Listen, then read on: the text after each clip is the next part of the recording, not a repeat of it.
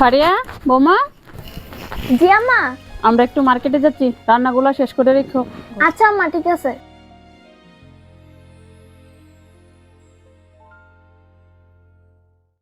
ফারিয়া, ও ফারিয়া।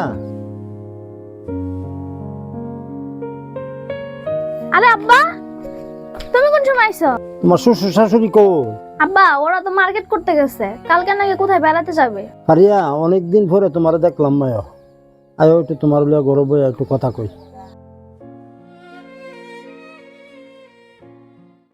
তোমার মা মারা গেছে, আজ 10 বছর হয়েছে। তোমার বিয়া দেওয়ার পরে তুমি আর আমার বাড়িতে আর আয়ো না। তোমার বাপরে কি দেখতে একটু মন চা না? আব্বা, আমি তো এই বাড়ির একমাত্র ছেলের বউ। পুরা বাড়ির কাজ আমাকে একাই করতে হয়। এখানে কাজ করার কে আছে বলো? এই জন্য আমি সুযোগ পাই না যাওয়ার। মাঝে মধ্যে একটু দেখতে আয়ো। তোমার নিতে আইলে তো তোমার শ্বশুর শাশুড়ি তোমারে দেয় না। তুমি বসে বসে কি করতেছো? রান্না বান্না হয়েছে? আরে বেয়ে আসছেন, ভালো আছেন?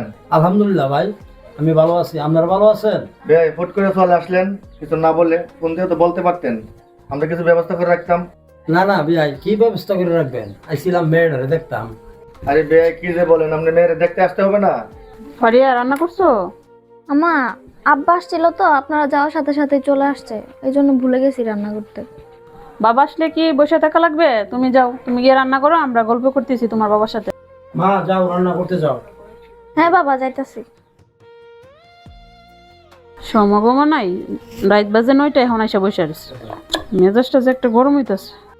কিছু মানুষ ঘরের কাজ বোঝে, কিন্তু ঘরের মানুষের কষ্ট বোঝে না।